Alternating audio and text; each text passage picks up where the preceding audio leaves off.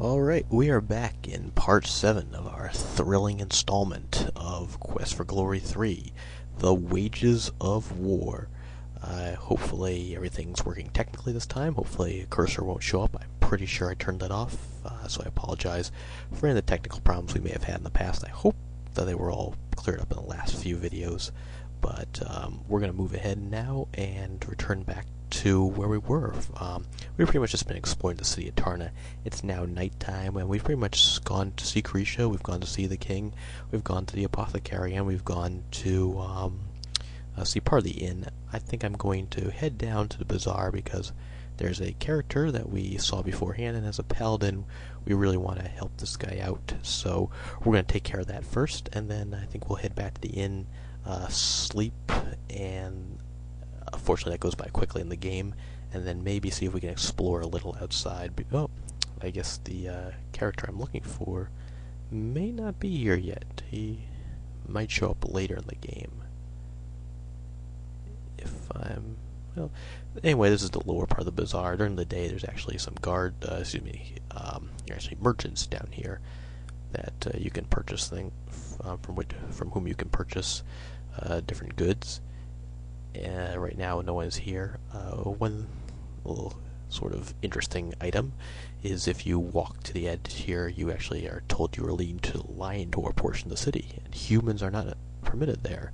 So that demonstrates that the segregation is quite in force, and also that whomever created the game didn't feel like developing that part of the city, which is, as I mentioned, somewhat unfortunate. But in any event, we certainly seem to have enough on our plate, at least for a Let's Play, to take up enough time. So let's get back to the game. I apologize. I thought the character would be down there. He should be down there, perhaps, when we get back from the Simbani village, and we'll deal with him then. Okay, so we'll go into the inn, and we did not have a chance to actually really interact with the woman who greeted us, the so-called welcome woman. I can't remember her name exactly, and on my end, I actually have sound, so I'm going to turn that down because it's a little loud and annoying, but it doesn't really affect you since you can't hear it, and I think in some ways it's somewhat of a mixed blessing because I find some of the music in this game a little irritating, so you'll just get stuck with my hearing me talk. Anyway, and as you can tell, this is another woman throughout the games who is enamored by apparently the hero's good looks, so you actually have to be somewhat careful what you say to her in the game. You don't want to, as a paladin, you don't want to do that. You don't want to flirt because she's actually a married woman. That's not an appropriate thing to do, obviously, so you have to be somewhat modest in how you talk to her, or you can lose honor points, I believe.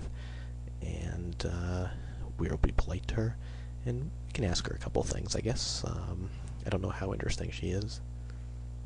Okay, so the inn's always open. I don't think the eatery is actually open after midnight, and pretty much just telling us that we have the reserved room. We don't need to go over that too much. We can look to ask about the price, and once again, it's been covered by Carisha, so let's not spend too much time here. Well, let's see what she has to say about Tarna. And she's pretty much just telling us what we already know, where all the areas are, that there's the temple, which we'll go to in a little while. The lion tours rule the area of government, and then the bazaar, and we already know that. Doesn't need. Yeah, we're not going to go into too much detail about any of those things. We either know it, or we can talk. We can figure that out for ourselves. We'll ask about the restaurant briefly. And has a restaurant. Okay, so she serves it till midnight. Then once midnight, we can't eat here anymore. We have to rely on our rations, which actually is not a big deal in this game for a reason we'll see when we go to the bazaar. Yeah, actually maybe in the morning. But I think we were on safe ground telling her about Shapir. And okay, we tell her about that. So not too much else. I guess we'll order a meal. I don't know if we have to pay for the meal or not. That may not be comped. I remember we were spoiled in Shapir that we got everything for free. As we find out it wasn't true in the first game, and we find out in later games that certainly is. We actually have to pay for the inns in 4 and 5, I believe. Not here. And not in Quest for Glory 2. And we do have to pay for a meal, which is... Oh, shoot. So we get that charge to our room. Hopefully that did not deck us on honor, because we actually have not been to the money changer yet. So that's just lamentable. Too bad we didn't know about that beforehand. So let's take a look at if that was not the move to make. It looks like went up, I think, in honor. We had more honor than when we started, at least, so hopefully it didn't cost us too much. I probably should have thought about that beforehand. Okay, well, I just wanted to show you that. Let's head off to bed, then we'll go change our money so we don't accidentally steal food in the future. I guess it'll be charged to our room, which is interesting because Krisha's picking up the tab, so hopefully it doesn't get charged to Krisha, or hopefully maybe the game just sort of forgets about that. Anyway, let's head off to sleep till morning. Alright, and it is a new day. I don't like wasting your time saving the games because it does take a little bit of time, but I think is an appropriate point in the game to save. I don't know why it takes so long, but it may have something to do with it being played in DOSBox. And as you can see, it's interesting actually. If you look at the window at different times, you can see where the sun is in the sky and see what time of day it is. So we see that day is dawning during midday. I guess the sun would be in the middle. And okay, we are going to head back down, and we are not going to get breakfast because we do not want to risk doing that again.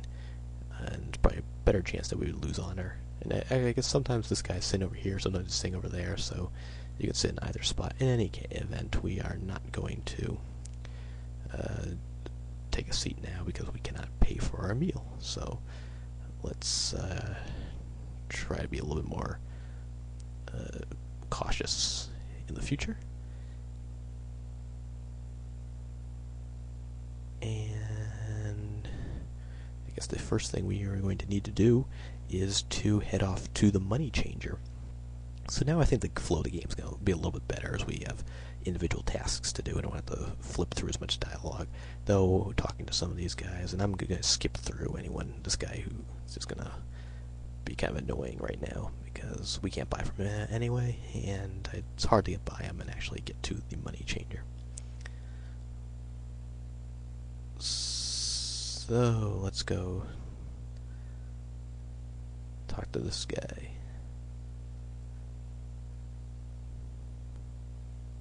And it's funny, he doesn't actually bring up the thief at all, despite the fact that he knows we were involved in apprehending him. But let's be polite and greet him.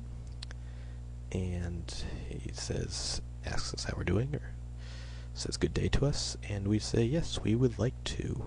And let's obviously exchange them all. It doesn't even give you an option to really toggle through it. There's no real need to hang on to your dinars, so we have changed them over to royals. Alright.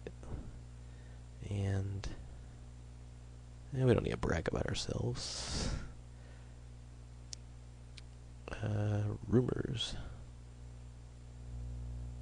Okay, so that's sort of referring to demons. He's just talking about people who might be possessed. And, so he's happy. I guess I thought you could get him to talk about the incident beforehand, but I guess maybe you have to visit him right after that day, which we did not do, but I don't think it's all that important.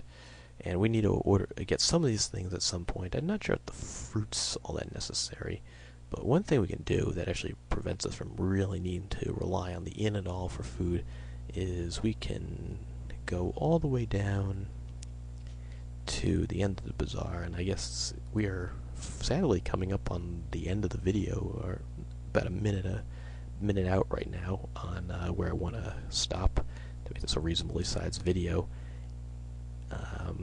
But let's see if we can talk to one guy, and this is sort of a little bit of a hint in the game. This guy is a man with no self-respect, or a dog with no self-respect. I guess he's sort of a jackal, maybe. Looks kind of like the Egyptian god Anubis, I guess. I'm not sure how you pronounce it exactly. Who actually does play a bit of a role later on, but he pretty much doesn't respect himself at all, so he's always very happy to talk to us. So we're going to try to buy some meat from him, and I believe we can bargain our way down to actually that he is so grateful for us to purchase from him that I believe, I'm not sure if our communication's high enough, but we'll say just buy for 1. And yes, he will do that, so we could actually buy pretty much as much as we want for one, uh, what's it called, copper, I guess. And so we can get food for virtually free in this game. And we're not going to buy anything else right now because I have to close up the video, but we'll be back next time and take a little bit more look at the bazaar. So I'll be out for now, but hope to see you next time.